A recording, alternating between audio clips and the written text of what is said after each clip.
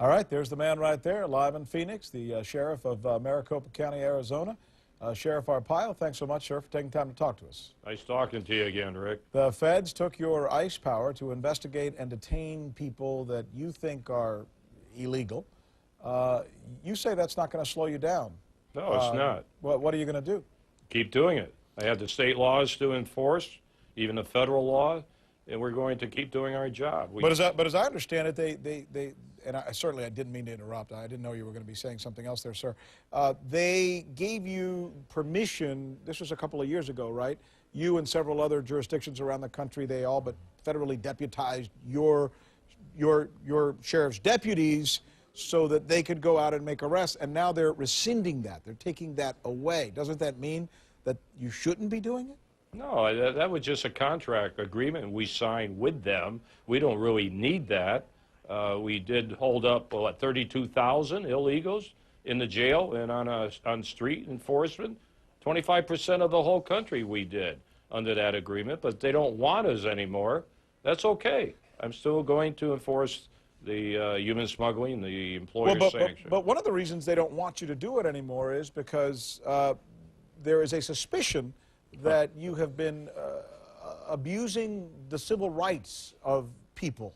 Well, by trying to arrest people who actually maybe not even illegal immigrants, but maybe to you or your deputies look like illegal immigrants. Well, let me tell you something. They just did an audit several months ago. We came out A+ in that audit. Who did the audit? Homeland Security did it. Yeah. But they would not give it out. They would not give me a copy because it makes me look good. The only complaint to the FBI was one person, and that was the mayor of Phoenix. Well, how do you know? Let me ask you a question.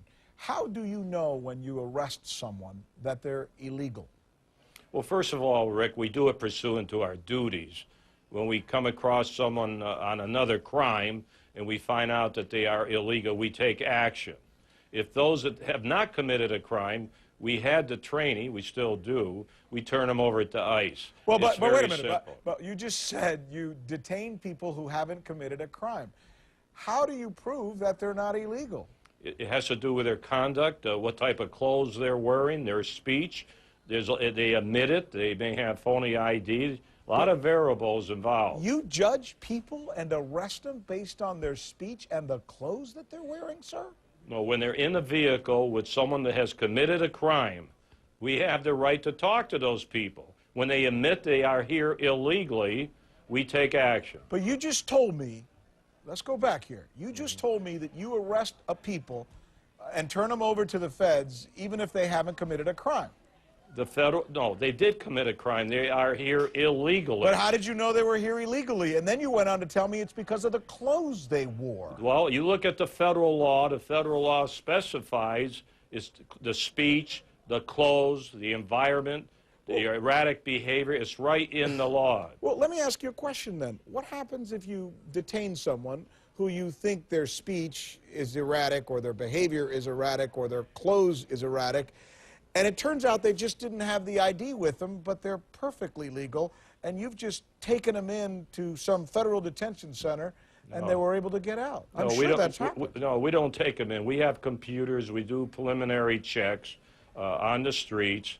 We do talk to ICE, and they say go ahead and bring them in. We don't bring them in until we call ICE, and they authorize bringing them in. But you've detained nonetheless, and pardon me for staying on this, you've nonetheless potentially detained a perfectly legal American citizen or resident of the United States who you should have left alone. We never, no. Who said that? You just did. You said, no, I didn't say you said legal. You sometimes detain people who are legal. No, I said illegal. Okay, you detain people who are illegal. How do you know they're illegal other than their clothes and their ratty behavior or their speech pattern? Because we have the expertise.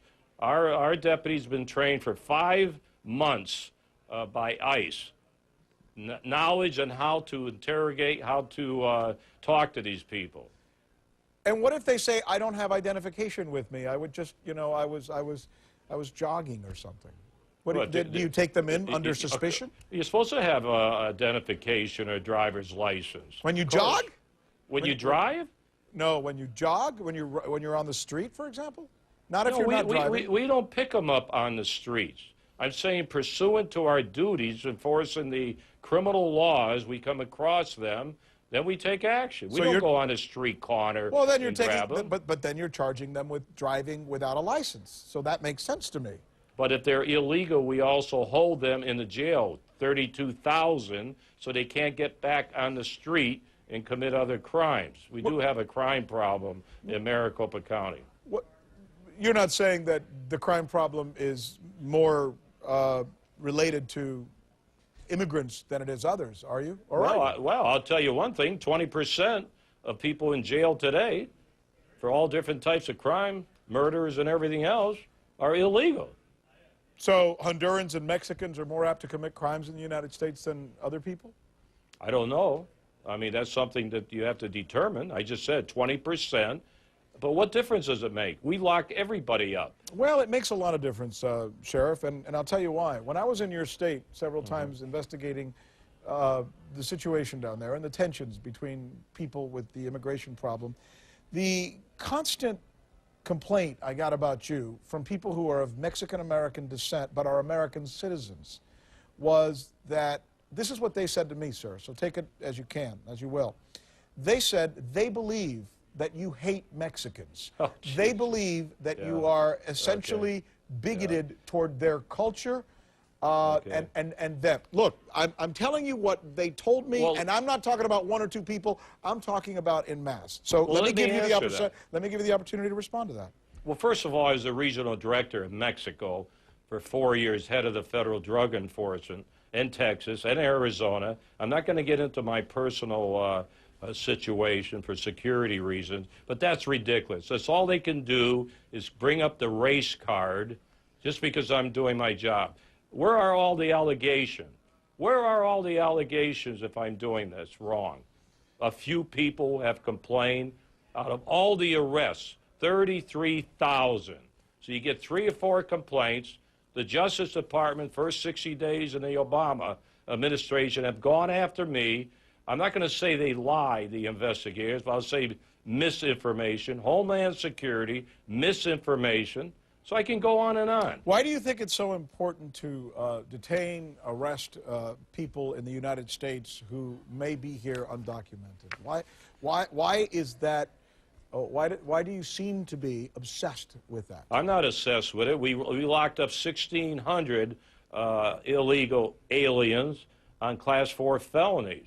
The human smuggling law. We raid businesses, and we go in there, and 2/3 are illegals with phony identification. So we always come across other crimes, too. What, you know, it almost seems to me like an American who would like his borders to be secure, like you, that people like you are putting a lot of the emphasis on the illegal immigrant, when in actuality, it seems like our government and the businesses in this government are all through a wink and a nod, all but recruiting these people into the country, giving them tax IDs so they can work in this country, and then when people like you find them, they're treated like the most horrible criminals in the world, when in fact many of them are doing nothing more.